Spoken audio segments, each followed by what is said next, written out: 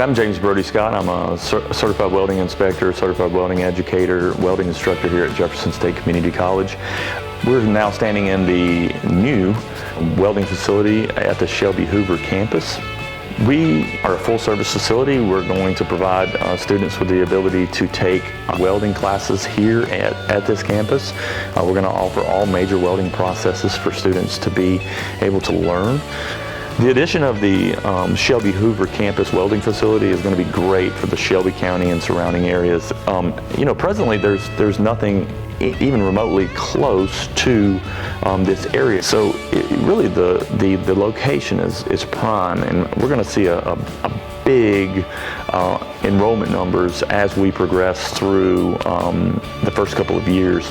So it's going to open up opportunities for dual enrollment, students to start attending while they're in high school, and then of course new graduates to explore opportunities that they may not know that they're interested in.